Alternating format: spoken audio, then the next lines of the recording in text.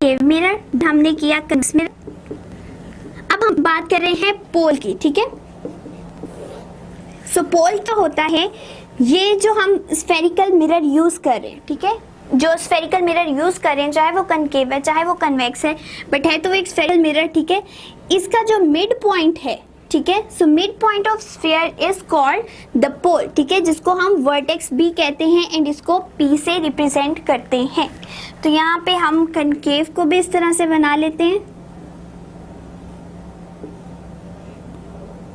ये चलें, यहाँ पे इमेज बन रहा है, ठीक है, एंड इसका किस साइड पे इमेज बन रहा है, दूसरी साइड पे, ठीक है। और अब पोल क्या है, पोल हमारे पास आ गया कि mid point of that sphere is called the pole, ठीक है। तो यहाँ से आपको इजीली अंडरस्टैंड होगा कि यहाँ पे हमने क्या कर दिया, इसको मिड पॉइंट पे शो कर दिया। तो मिड पॉइंट ऑफ जो है स्फीयर हमारा, उसको पोल कहते हैं एंड इसको किससे रिप्रेजेंट करते हैं, कैपिटल पी से। सो नेक्स्ट हमारी जो टर्म है वो इस मिरर के हवाले से, that is centre of curvature, centre of curvature. अब सेंटर ऑफ कर्वेचर क्या होता है कि देखें, हम लोगों ने जो स्फीयर लिया है वो स्फीयर हमने खाली एक पोर्शन तो नहीं ले लिया, बल्कि पहले हमने सबसे पहले ये बात की थी कि वो स्फेरिकल मिरर जो है वो कहाँ का पोर्शन है, एक होलो ग्लास और प्लास्टिक का, ठीक है। तो ये इस तरह से है और ये पूरा एक स्फीयर का पोर्शन है, ठीक है। तो इस स्फीयर का जो सेंटर है, ठीक है, centre of that hollow sphere, that is basically called the C, ठीक है।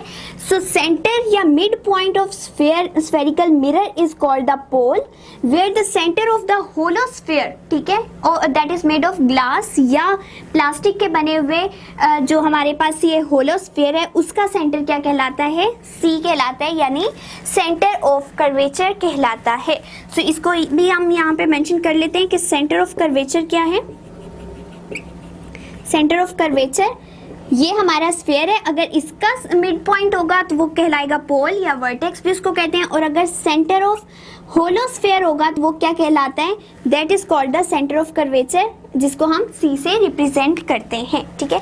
सो नेक्स्ट टर्म हमारी जो इससे रिलेटेड आ जाती है, it is radius of curvature, radius of curvature. अब जिस तरह देखें, ये हमारे पास स्फेरिकल सरफेस है, ठीक है, स्फेरिकल मिरर है बल्कि, एंड ये एक होलो स्फीयर है, ठीक है। अब रेडियस बेसिकली क्या होता है, अगर हम सर्कल का भी रेडियस देखें तो मिड पॉइंट से किसी भी पॉइंट तक के डिस्टेंस को हम क्या कहते हैं, रेडियस कहते हैं, ठीक है। तो रेडियस ऑफ कर्वेचर भी सेम है, यानी सी या सेंटर ऑफ कर्वेचर से लेके स्फेरिकल मिरर तक के किसी भी पॉइंट तक का डिस्टेंस क्या कहलाता है, रेडियस ऑफ कर्वेचर कहलाता है, ठीक है। सो पहली बात क्या है कि mid point of spherical mirror is called the pole, और mid point of the hollow sphere is called the centre of curvature, और सेंटर ऑफ कर्वेचर से लेके स्फेरिकल मिरर तक के किसी भी पॉइंट तक का डिस्टेंस हमारे पास कहलाता है रेडियस ऑफ कर्वेचर। सो अगर आपने सेंटर पॉइंट और रेडियस ऑफ कर्वेचर को याद रखना है तो सिंपली आप क्या याद रखें, एक सर्कल की शेप को याद रखें, ठीक है। तो सर्कल का जो सेंटर होगा वो कहलाएगा सेंटर ऑफ कर्वेचर, ठीक है, एंड यहाँ से इस पॉइंट किसी भी पॉइंट तक का डिस्टेंस कहलाता है रेडियस। तो उसी से हमने याद रख लिया कि सेंटर पॉइंट जो उस स्फीयर का आ रहा है, होलो स्फीयर का, वो है सेंटर ऑफ कर्वेचर, और किसी भी पॉइंट तक का जो डिस्टेंस है सेंटर से लेके उसको कहते हैं रेडियस ऑफ कर्वेचर।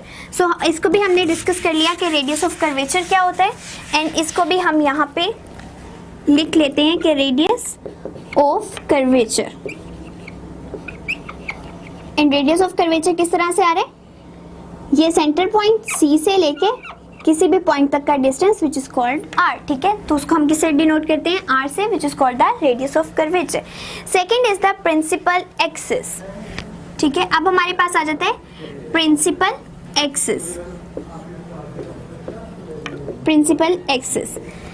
अब प्रिंसिपल एक्सिस हमारे पास क्या होता है, अगर हम देखें कि ये हमारा स्फीयर है, ठीक है, हमने कहा ये हमारा है सेंटर ऑफ कर्वेचर, ये है हमारा पोल, ठीक है। पोल क्या है, इस स्फेरिकल मिरर का mid point, centre of curvature क्या है, इस पूरे होलो स्फीयर का मिड पॉइंट। अगर हम इसको एक लाइन से ज्वाइन कर दें, ठीक है, यानी सेंटर ऑफ कर्वेचर को ज्वाइन कर दें पोल से, तो ये हमारा बन जाता है प्रिंसिपल एक्सिस, ठीक है। तो ये जो लाइन मीट कर रही है सेंटर ऑफ कर्वेचर को पोल के साथ, उसको क्या कहते हैं, प्रिंसिपल एक्सिस। सो यहाँ पे हम प्रिंसिपल एक्सिस भी लिख लेते हैं, प्रिंसिपल एक्सिस। एंड ये क्या है, ये पोल से लेके सेंटर ऑफ कर्वेचर तक की जो लाइन मिल रही है उसको क्या कहते हैं, प्रिंसिपल एक्सिस। नेक्स्ट टर्म हमारे पास आ जाती है, it is the principal focus.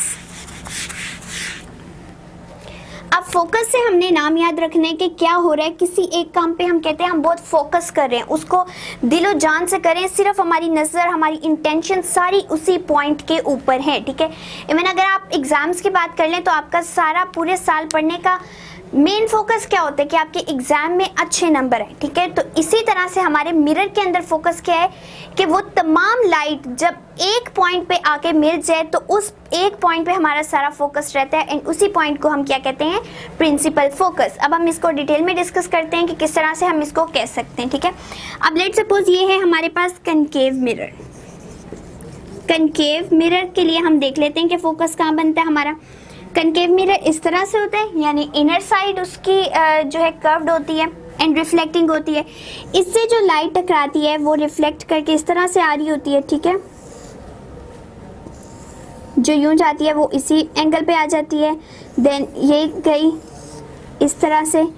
हमारा हमेशा जो कनकेव मिरर है उसमें ये होगा कि जब लाइट जाएगी, ये हमने जा रही थी, ठीक है, एंड ये रिफ्लेक्टेड लाइट्स हैं, तो जब वो टकरा के वापस आएंगी, अब यहाँ पे है ये पोल, ठीक है, एंड ये हमारे पास है सेंटर ऑफ कर्वेचर, ठीक है। अब इन दोनों के दरमियान ही क्या होता है कि हमारी जो लाइट जाके टकरा के वापस आती है वो किसी एक पॉइंट से गुजरती है, ठीक है, और वो पॉइंट पोल और सेंटर ऑफ कर्वेचर के दरमियान होता है, ठीक है।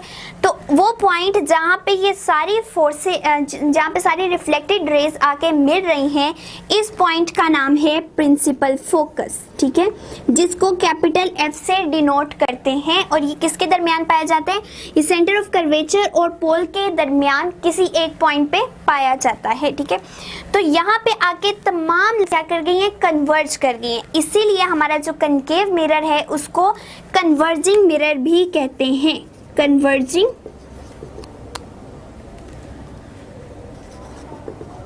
मिरर, ठीक है। क्यों कहते हैं, क्योंकि यहाँ पे तमाम लाइट आके कन्वर्ज कर गई हैं, एक दूसरे के अंदर मिक्सअप होके बिल्कुल एक पॉइंट पे आके उन्होंने इकट्ठी कर लिया है अपने आप को, ठीक है। तो वो पॉइंट जहाँ पे तमाम रिफ्लेक्टेड रेज आके इकट्ठी हो गई हैं उसको क्या कहते हैं, प्रिंसिपल फोकस, जिसको हम कैपिटल एफ से डिनोट करते हैं। एंड इसीलिए हमारा जो कनकेव मिरर है उसको कन्वर्जिंग मिरर भी कहा जाता है। तो इसको भी हम यहाँ पे लिख लेते हैं, प्रिंसिपल फोकस,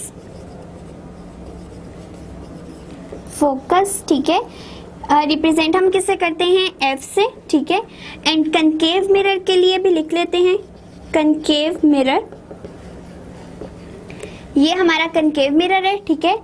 और इसकी जितनी भी लाइट्स रिफ्लेक्ट करके आ रही हैं वो एक पॉइंट से गुजरेंगी जो कि सेंटर ऑफ कर्वेचर और पोल के दरमियान होगा, एंड उस पॉइंट को हम क्या कहते हैं, प्रिंसिपल फोकस। इसीलिए हमारा जो कनकेव मिरर है उसको कन्वर्जिंग मिरर भी कहा जाता है, कन्वर्जिंग, ठीक है। अब हम बात कर लेते हैं कन्वेक्स मिरर की, ठीक है।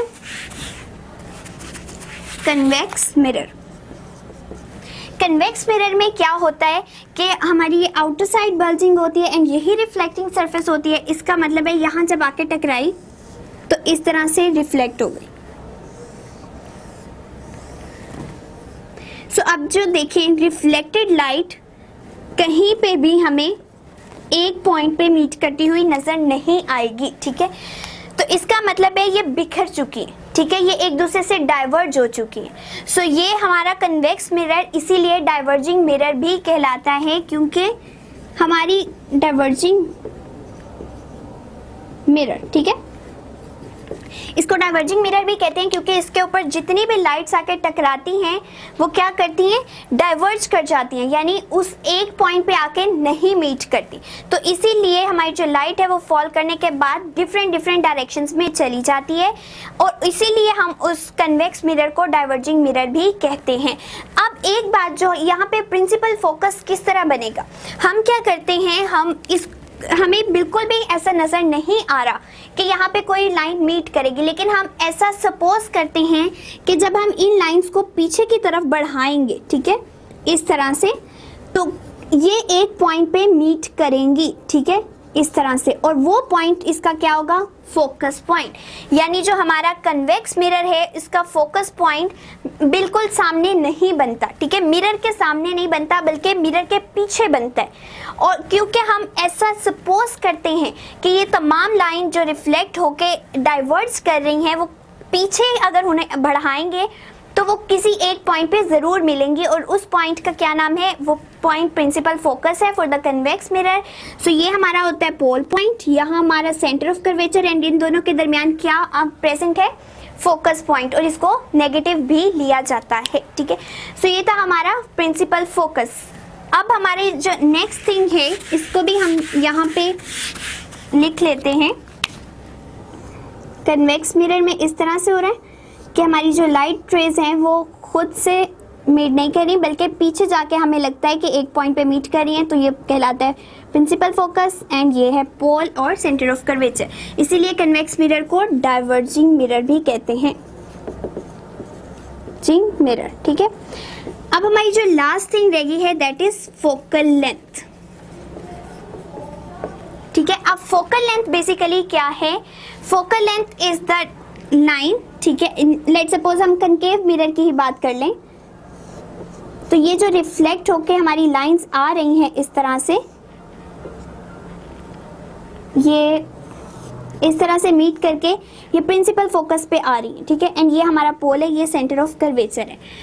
अब अगर हम फोकल लेंथ और पोल को मिला देते हैं तो वो क्या बन जाएगा, हमारी फोकस को और पोल को मिलाते हैं तो हमारी ये जो लाइन बनेगी that will be focal length, ठीक है।